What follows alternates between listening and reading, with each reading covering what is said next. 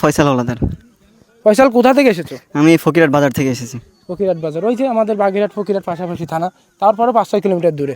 আচ্ছা, তোমার পরিবারে কে কে আছে? আমার পরিবারে আমি আছি, মা আছে, ছোট ভাই আছে। তোমার বাবা নাই? না, বাবা নাই। তারপরে তুমি এই খেলার জগতে আসো। জি, খেলার জগতে আছি। অনেক ধন্যবাদ। আচ্ছা, তুমি কোথায় কোথায় খেলেছো যদি আমার দর্শকদের একটু শোনাইতে। আমি ফুটবলের এসে আমি 2019 সালে ঢাকা পাইনিয়ার খেলছি, এফসি ব্রাহ্মণবাড়িয়ায় 3য় স্থান হয়েছি। 2021-22 মেবি ঢাকা 3rd ডিভিশন খেলছি লালবাগ স্পোর্টিং ক্লাবে।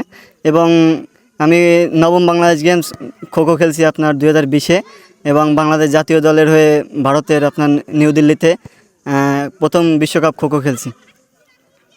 হ্যাঁ, সে শুধু আমাদের দেশে না, সে বিদেশেও খেলেছে। তো আমাদের দেশের, আমাদের জেলার গর্ব।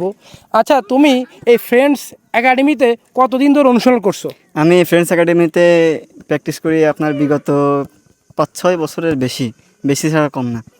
আচ্ছা, এই ফ্রেন্ডস একাডেমির কর্মকর্তা ও কোচের বিষয়ে তোমার অভিব্যক্তি কী? আসলে তাদের কথা বললে তো কথা শুরু হবে না, কারণ তারা আমার ফুটবল লাথি দিয়ে শিখাইছে। একমাত্র কোচ বাপ্পি শাহরিয়ার, সেই আমার ফুটবল লাথি দিয়ে শিখাইছে কীভাবে ফুটবল লাথি দিলে কোথায় হবে বা কীভাবে পুশ করলে কীভাবে হবে। এবার এছাড়াও আপনার একাডেমির সভাপতি আছে, তারপর ম্যানেজার আছে রাফুল ভাই, তারপর মামুন ভাই, কাদের ভাই, তারা আপনার সর্বোপরি আমার সহযোগিতা, যে পরিমাণ সহযোগিতা করছে এটা আপনার না বললে নয়। কারণ আমার জীবন চলার পথে তো সহজ ছিল না, ফুটবলটা আমার জন্য এতটুকু সহজ না। আমি এতদূর আসছি তার মতো তাদের কারণেই। সো তারা আমার এই পর্যন্ত সহযোগিতা করছে বলে আমি এই পর্যন্ত আসতে পারছি, না আসতে পারতাম না এতটুকু। আচ্ছা, আমাদের এলাকার অনেক জুনিয়র ছেলে পেলে আছে যারা খেলে না, ঘুরে বেড়ায়, তাদের বিষয়ে কিছু বলো। তাদের আসলে বলার তো মনে করেন আমরা তো সবাই চেষ্টা করি যে ভাই আসো আমরা প্র্যাকটিস করি, আর কিছু না হইলেও বিকালবেলাটা প্র্যাকটিস করি যাতে আমরা কোনো খারাপ দিকে না যাইতে পারি, কারণ খারাপ দিকে গেলে তো সমস্যা। আমরা বিকালবেলাটা প্র্যাকটিস করি, সবাই একসঙ্গে থাকি। সবাই তো ভালো প্লেয়ার হবে না ইনশাল্লাহ, আর সবাই তো একটা ভালো মানুষ হইতে পারবে, এই আর কি কথা। যে সবাই একসঙ্গে আসো, মাঠে আসো, প্র্যাকটিস করি আমরা।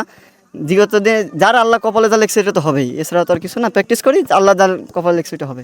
আচ্ছা, তোমার স্বপ্ন কি?